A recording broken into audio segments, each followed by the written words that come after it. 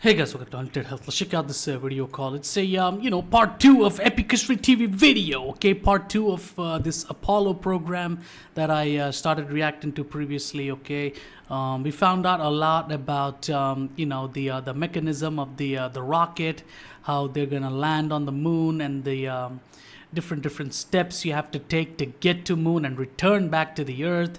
And there's different types of problems. We also seen some of the astronauts die before they even took off. It was just a testing, and then they died, burned inside the cockpit like incinerator. Oh my God, it was really horrible. Okay, but let's just watch this part 2, and also there's I would like to know, how did they manage? Did they get there, and did they get back to Earth? It feels so unreal. It feels like, holy shit, this is impossible. How were humans able to do this? Like, you went into another fucking planet and came back? Holy shit. That sounds like I don't think even God is able to do that. That's how it feels like. On a human level, that shit, accomplishing something that big, feels like just undoable. Forget impossible. It feels like it's not even you can't even do it, but let's just watch this. It's called Apollo program, One Giant Leap. Okay, let's just get into it.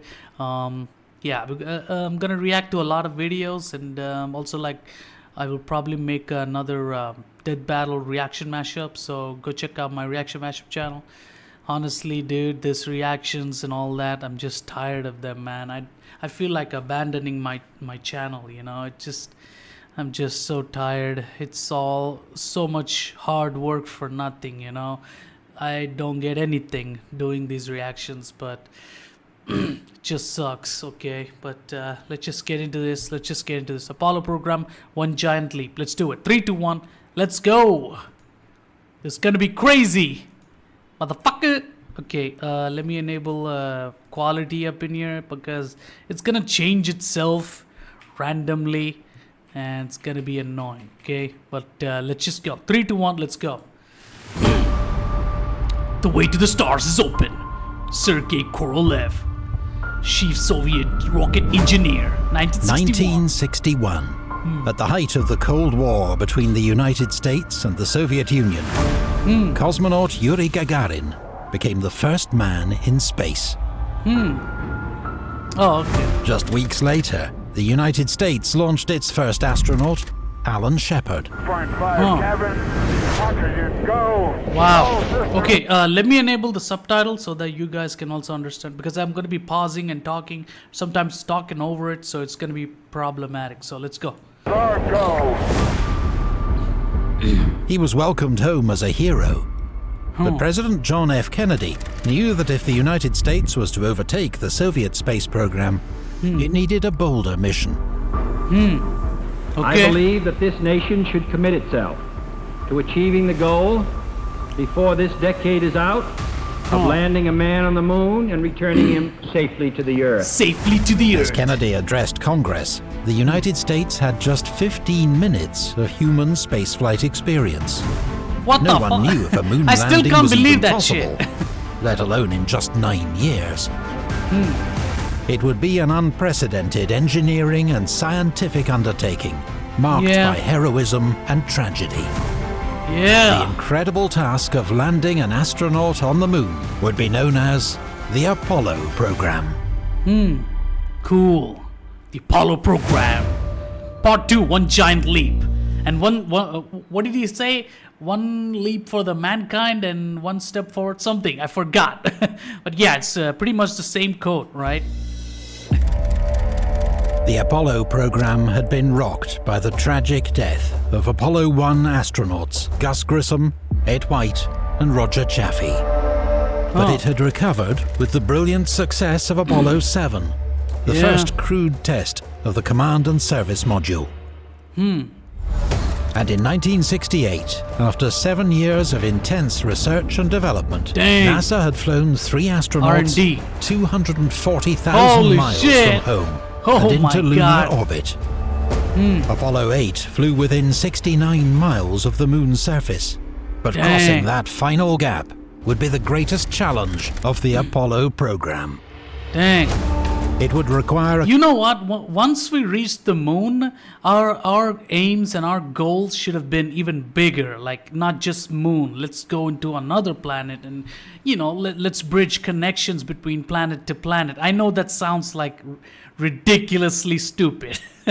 But, the goals of humanity should have been even bigger and bigger and not just limited to Earth, because NASA hasn't done these, moon, space projects that many times. It's been a while since they've gone, done something as incredible as going to the moon or going to some other planet after that or anything like that. They just did the moon thing and maybe did some satellite things or some shit. Not that many incredible achievements after that. You know what I mean? It's like it was the biggest event in human history, going to the moon and everything. But we haven't achieved anything like that again, like going to interdimensional space travel or something. They should have done so many things, but I don't know. Maybe our knowledge can never go higher than what we were able to achieve with going to the moon and coming back and stuff. Maybe there's a limit to our achievements. I don't know. But we should have gone. We see a lot of shit in the movies, but we can't do at least half of them. Not even one or two of them. We see a lot of space movies, fucking crazy alien comic book style movies too, but we don't achieve. We don't really achieve as much. We can only imagine. Doesn't that suck? We can do a lot and we can know a lot. We can learn a lot. And we probably could have even met aliens. Who knows? It's not like a comedy or anything. We know that aliens exist. We should be able to meet them, have a conversation, sit down or some shit. I don't know. Figure out each other's technologies, learn from them and share knowledge. But we're stuck ever since we got to the moon and came back. That was the only thing amazing that we've done. And we haven't done anything in the space that much, other than look at black holes or some shit, find out, send satellites and shit like that. Other than that, we've done not much else. That's what disappoints me a lot, and also some religions just don't even want to think about space, especially Christianity. There's only one God. I don't want to offend anybody, but it's just, I'm just saying, you can't even think about what's in the space because religion and all that. But for me, it's I'm not Christian, so I guess I'm allowed to think like that. I don't know. A completely new and untested type of spacecraft. The lunar module. This video is sponsored by Curiosity Stream, home to thousands of online documentaries about science, technology, the natural world and history. Stream. Their history section has hundreds of titles covering everything from early man and prehistory to the world wars so cool. and I would beyond. love to see this, but it's cost so much. This time we'd like to recommend a new documentary to their service, Napoleon's Legendary Spy, a revealing account of the career of Karl Schulmeister, a German smuggler who became a French double agent and spy master, and helped Napoleon to pull off some of his greatest victories. Shit. Curiosity Stream features many award-winning exclusives and originals, and all its content can be streamed to any device, so you can watch at any time, anywhere. You can sign up on your smart TV using the code EPICHISTORY to get access to this incredible range of documentaries for less than $15 for the entire year. You can also sign up using the link in our video description. I love this. Thanks to Curiosity Stream. I just can't afford it. This video. Fuck! Alright, let's go. Looking back, we were the luckiest people in the world. There was no choice but to be pioneers. No time to be beginners.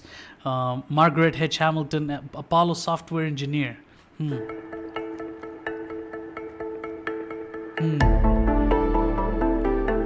I feel like humanity has not many big like amazing goals. Like when we had the goal of going to the moon and we achieved it, it's like the most incredible shit ever, you know. So ever since then, we haven't had such an amazing goal, you know. We just been living our lives, just, you know, just passing our time, and, you know, slowly getting old and dying.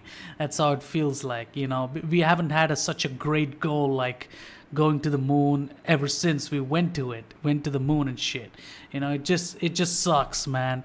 It's really it's proof that life is just depressing. You can't do anything. I feel like there's a certain DNA to this planet Earth that makes us live in depression.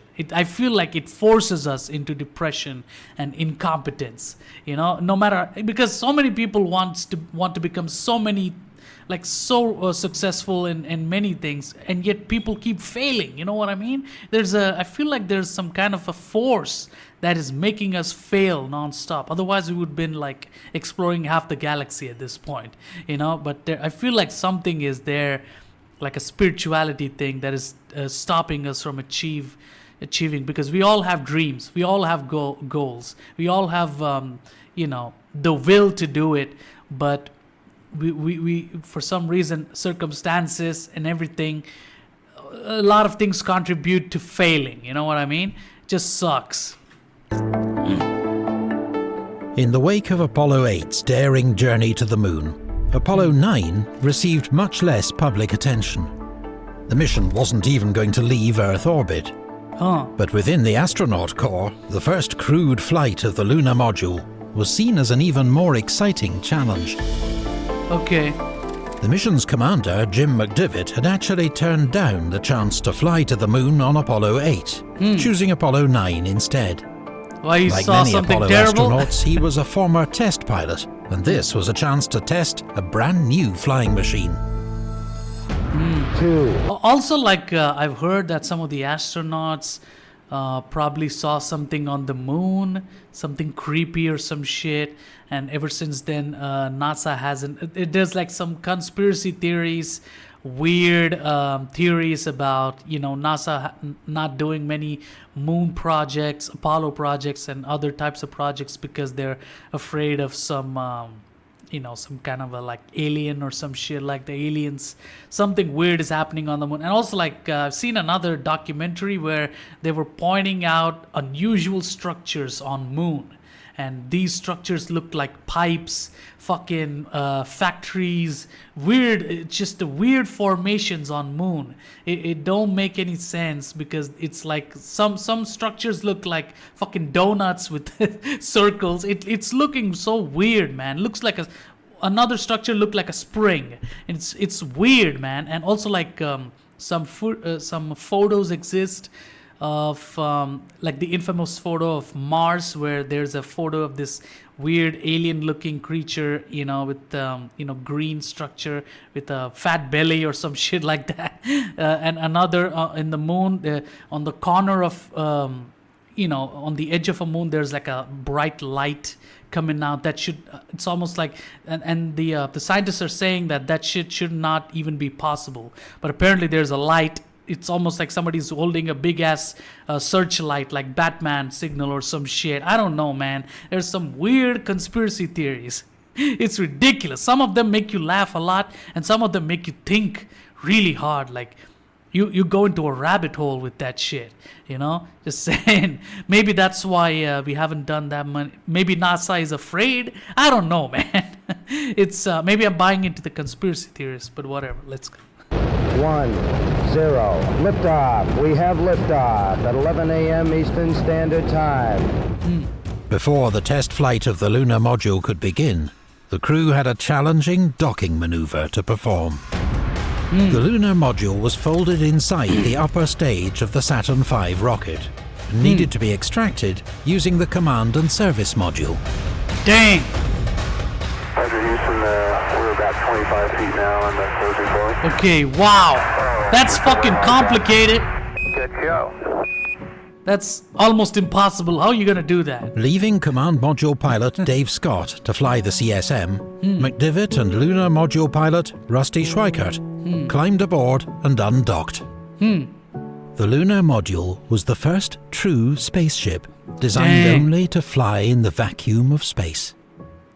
It looks like some high school kid decided to make this for his, one of those volcano things with the soda and everything. It's like that. It looks like a bunch of garbage put together, but I bet this shit cost fucking millions to build. And probably even billions, who knows, because it doesn't look that good, but it looks like it functions. It looks like it functions. That's like incredible shit. I mean, in space to live in anything, it's like almost impossible. So I congratulate NASA on this. Insect-like body was designed without the constraints of aerodynamics, but every panel, bolt and button had to be as light as possible, so the craft could lift itself off the moon's surface. McDivitt said that it looked like cellophane and tinfoil put together with scotch tape and staples. I was right in looking like some high school project from a kid. He gave from his a nerd. craft the call sign Spider. Spider. Holy Unlike shit. the command module, Spider did not have a heat shield, so it would burn up if it tried to re-enter Earth's atmosphere. Oh shit.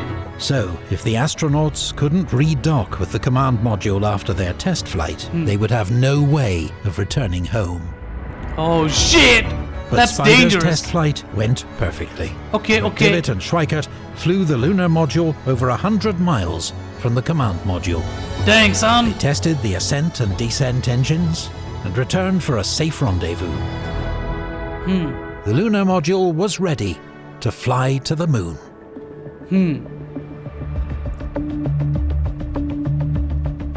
Okay, Apollo 10. NASA had successfully tested both the command module and lunar module and made a trip around the moon.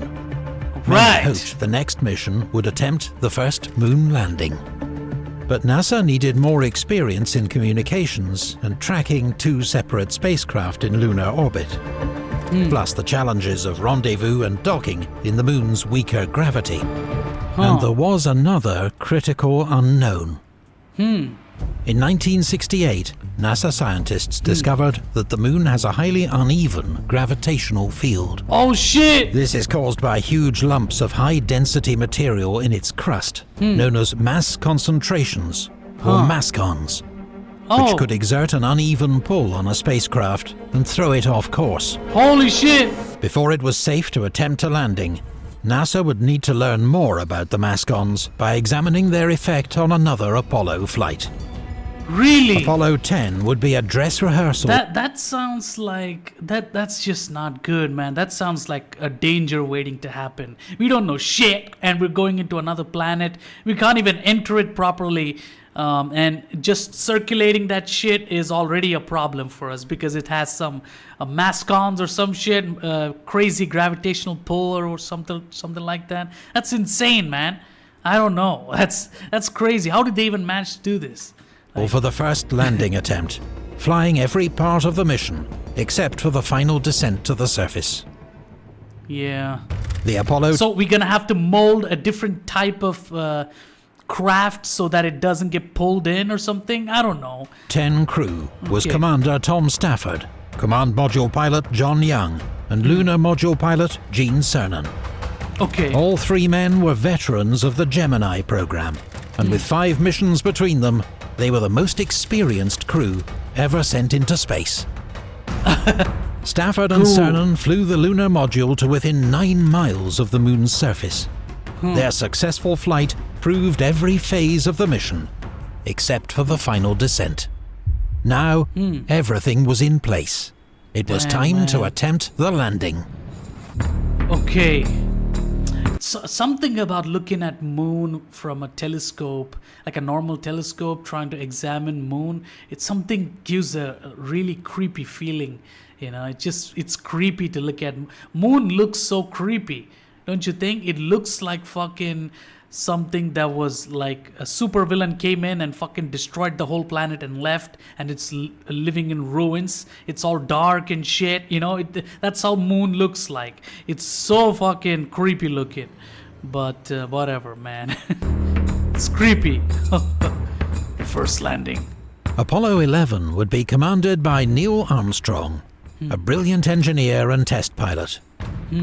Early in his NASA career, he'd flown the experimental X-15 rocket plane up to an altitude of 207,000 feet Jeez. at speeds of almost 4,000 miles per hour. 4,000 miles per When hour. he joined the space program as part of NASA's second astronaut group, he was one of the few astronauts to be offered a command on his first mission, Gemini 8.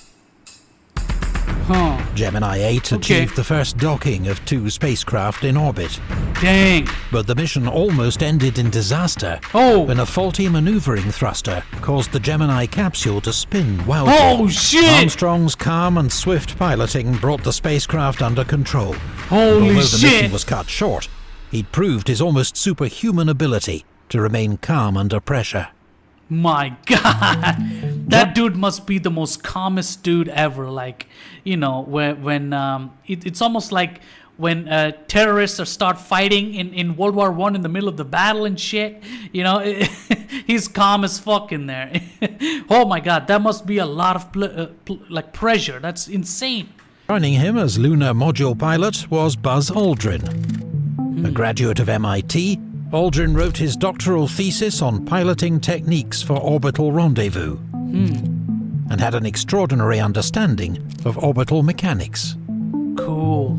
He'd proven his expertise on Gemini 12. Dang. When the spacecraft... And also, like, to have so much knowledge about orbital mechanics and all that, you know, not many people get to go into space or to understand it, to be able to actually study it, you know. So to have such a knowledge on that, this man is a very rare individual. Like, he's the most experienced on this, and it's like not many people out there, man. This dude knows a lot, and it's almost like he's gifted.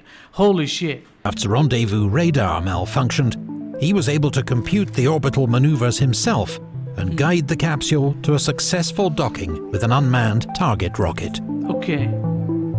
The command module pilot was Michael Collins.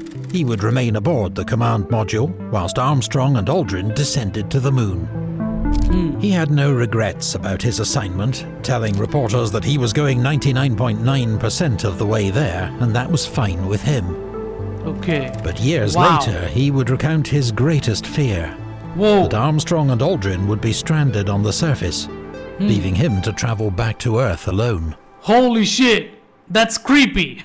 The 15th of July, 1969. I can understand his fear. Almost 1 million people were gathering at Cape Kennedy to watch the 3 astronauts fly to the moon.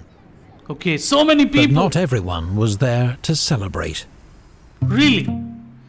A rat done bit my sister Neil. Nell with Whitey on the moon, her face and arms began to swell, and Whitey's on the moon. The fuck?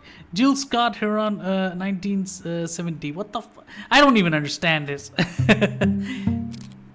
Whitey's on the moon. Is that supposed to be like racist? They say Whitey? I don't get it. As launch preparations were made, around 150 people, mostly African-American mothers and their children, arrived at Cape Kennedy to protest the launch. Oh, man. They were led by the Reverend Ralph Abernathy, who had succeeded Dr. Martin Luther King as leader of the Southern Christian Leadership Conference after King's assassination the previous year. Their message was simple. It was inhuman to spend billions of dollars sending men to the moon, while 1 in 5 Americans lacked proper food, shelter, and health care. Yeah, but poverty is a thing. It will always exist no matter what. You know, some poor people love poverty. Literally, they make a shitload of money begging on the streets and living poor and shit. They love the poor life. So poverty is not a unfortunate situation like 99% of unfortunate situation. Let's just say it's 70% unfortunate or 80% unfortunate, but the rest of the 20% love poverty and shit. 20-30% of them, I've noticed that in the past few years, some of these poor people love being poor, even though they earn shitload of money by begging or doing some small chores and shit, But still, like, I don't know, maybe that sounds crazy for you guys, but I'm an Indian, right? In India, the poverty is not unfortunate all the time. It's like, I think 40% of India's poverty is willful poverty. They love the poverty.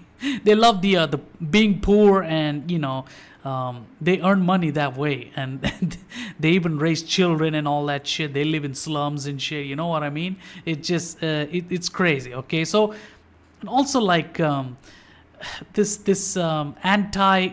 Men should not go to moon. When there's a possibility and when there's a way, you will eventually go to moon or Mars or fucking any planet, or go into the depths of the core of the earth. If there was a way to get to the core of planet earth, men would have done it. There's no point in trying to protest it. When there's a path, there's gonna be at least one retard that goes through it. Come on, man. Stop doing this. I'm also like the Christianity religion. I'm not anti-Christian or I hate it or anything. I don't hate Christians or religious people. I just, I'm a Hindu. In Hinduism, none of these restrictions are there. You know what I mean? It's like there's restrictions based on human decency and stuff like that, but not like you should not go there. There's only one God. Oh my God, it's not like that. But in Christianity, it's there, and I respect it, and I love it for many reasons. But it's not always good. You know what I mean? You're stopping human progress, and humans can't just stay still and not do anything. It just doesn't work like that. So in a way, Christianity doesn't really help in many ways. It helps in many ways and also doesn't really help in many ways. It just, I don't know what to say, Maybe I offended you guys, but I'm just saying, but let's go.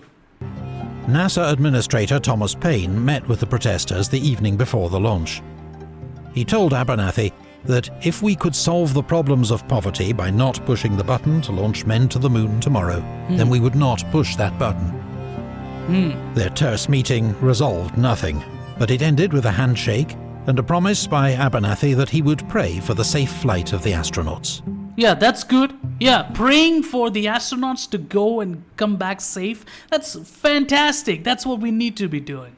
You know what I mean? The following day, 10 of the protesters were invited into the VIP stands to watch the launch of Apollo 11. And I also like the fact that religious people are taken seriously and respected, especially during those times. But nowadays, if you say anything religious, they will call you a fascist or some stupid ass woke term nowadays.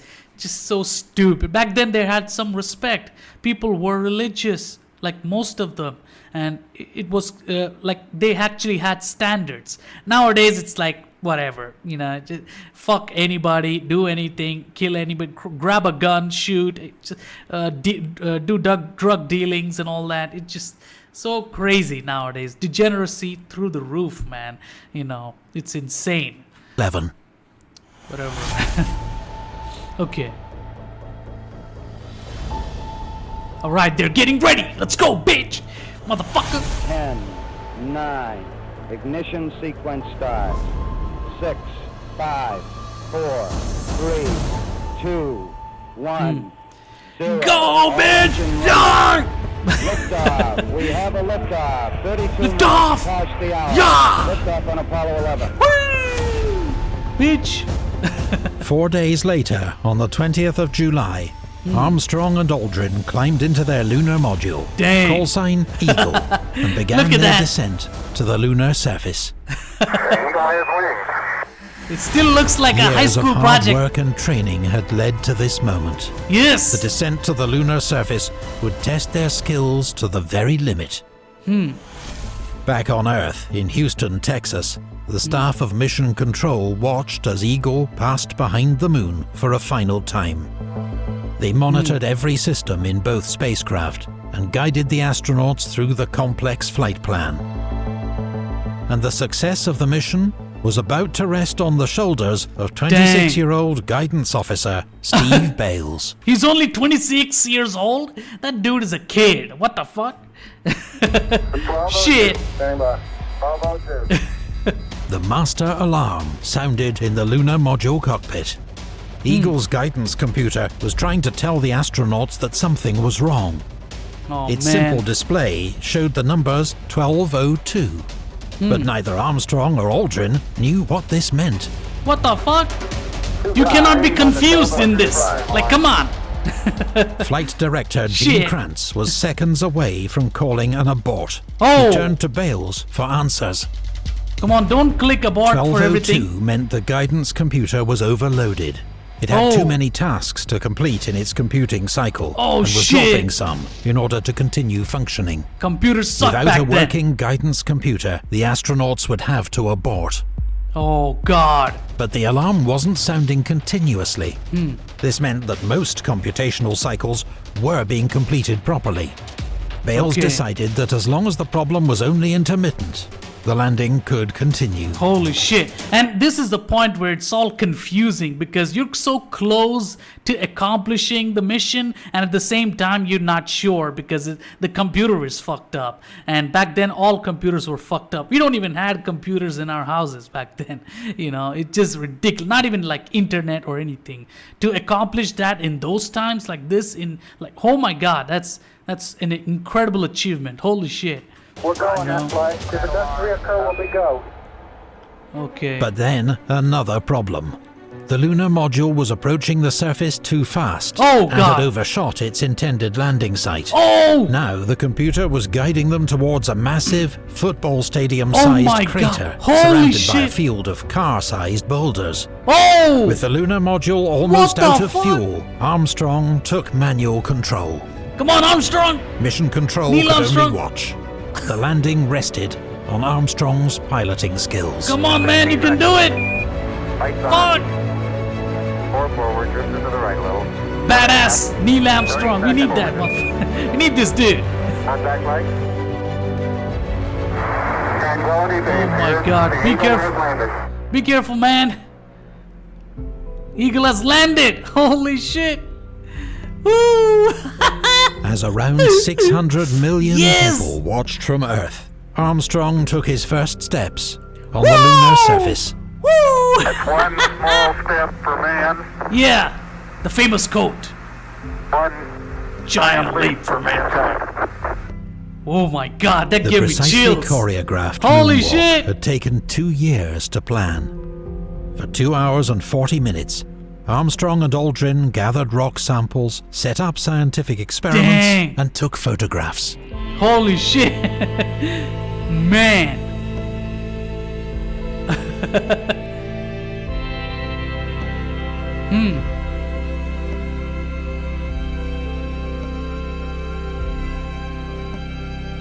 Amazing. The Apollo 11 crew returned home as heroes, Wow. their names now amongst those of the greatest explorers in history. So amazing. So amazing. We feel that this stands as a symbol of the insatiable curiosity of all mankind to explore the unknown. Buzz Aldrin, 1969. Holy shit, man. This is giving me chills right now. Dang. Oh, God.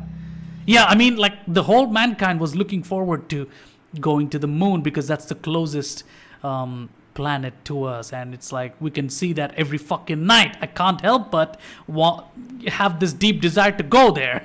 So, you know, it has been a dream of all mankind to get there, to at least like know what the fuck is over there. You know what I mean? So it's incredibly like, it's a mind-blowing task that, and it was accomplished. That's like mind-blowing, you know? Shit.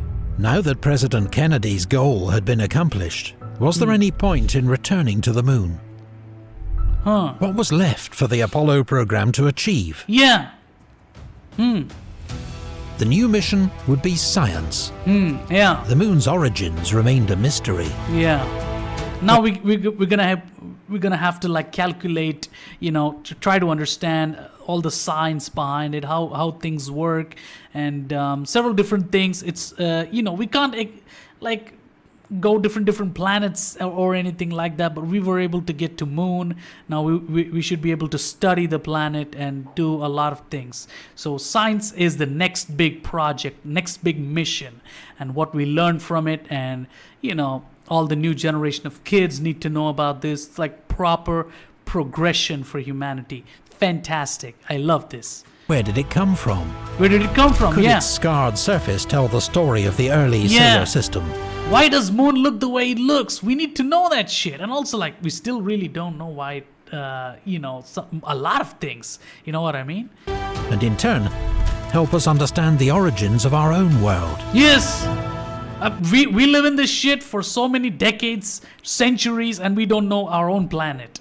And that's another fucking mystery, But although NASA now possessed the knowledge and technology to land on the moon, it would soon receive a powerful reminder of the dangers of spaceflight. Whoa! Really? Oh shit! Houston, we had a problem? I thought we were gonna talk about Houston, we have a problem in this video. Holy shit. Dang. Thank you to Curiosity Stream man. for sponsoring this video, and to our Patreon supporters for making Epic Insane. History TV possible. Visit our Patreon page to find out how you can support the channel, get ad-free early access, and help to choose future topics. You can also follow us on Facebook, Instagram, or Twitter for extra content. Epic History content. He deserves it. And regular updates. Yeah, please pay him on Patreon. I'm gonna pause it. It's a playlist. It's gonna go into another video. So, yeah. Third video is called Houston, We Have a Problem. Okay, so that's where shit hits the fan, I guess. Oh my God, I don't know what's gonna happen there, but yeah. So that was Apollo program. One giant leap for mankind, okay? One small step for humanity, and one giant leap for mankind. That's what he said, right? I keep forgetting that shit. I've been hearing that shit since my childhood, and I keep forgetting that quote, okay? But yeah, it's a fantastic mission they were able to accomplish. It's almost impossible. Yeah, and also, like, the conspiracy theories are still really popular. They they talk about maybe they didn't do it again because NASA didn't go to the moon again because they were afraid of what do you call it, the moon. Something was on the moon or something. Maybe Neil Armstrong and all those astronauts came back. They didn't talk that much. They were quiet, and maybe they were afraid of something they saw on the moon or some shit. It's crazy. I've seen this horror movie, found footage horror movie called Apollo 11. Go check it out. It came in 2011. It's stupid found footage movie, but it's kind of scary. It's creepy too. So go check it out. The ending is retarded, but the whole movie is creepy as hell. Okay. Also, like, there's another documentary that I've seen. That documentary is fucking mind-blowing. Okay, I found out what that documentary was. It's called Moment of Contact. Okay, go check this documentary out. Okay, this documentary is based on a Brazilian UFO crash. Okay, in that documentary, they actually show you even the way the aliens look. There's no photos or anything, but they based on the victim, whatever their sightings, they draw the everything and they show it in the most detailing way ever. Like, holy shit, go check this shit out. It actually happened. Go check it out. Moment of Contact. Okay, I don't know where it's streaming. I forgot where it was streaming, but go check it out.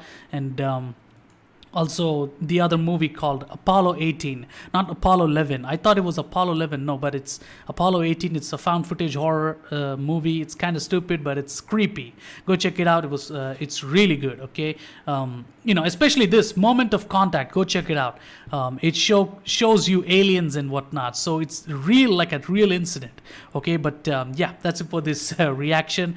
And yeah, if you like this reaction, please subscribe to this channel, show me support, and also if you have any suggestions, any other series. This series is only like 3 parts, so there's one more part and it's gonna end. Okay, so if you have any other series that you want me to react to, please suggest me, type down in the comment section. I'll note it down and react to it. I'll do my best, even though I'm losing all interest in maintaining this channel, just feeling like abandoning this channel. I'll try my best. Okay, so please don't give up on me. Please show me support. Please please keep giving me views and stuff like that, and likes, so that I can continue going, or else I will be completely discouraged and I will probably leave. So I hope that doesn't happen. So please subscribe, show me support, and yeah, go check out the Moment of Contact documentary though. That shit is creepy, like a realistic look. Like seriously, a real incident about aliens, and they show you those aliens. Holy shit. Go check it out, okay? So, yeah, that's it for this reaction. Please subscribe to my channel. Go check out my backup channel, the link in the description. Napoleon stuff and all that shit is over there. Historical stuff. You'll Epic History TV. So, you'll love it, okay? So, go check it out. Subscribe to both my channels if you can, and I'll see you guys next week with more stuff, okay? And I might even make a Death Battle reaction mashup tomorrow, so stay tuned for that. Go check out my reaction mashup channel, the link in the description. All the links are in the description. Subscribe to all my channels, and I'll see you guys later. Goodbye.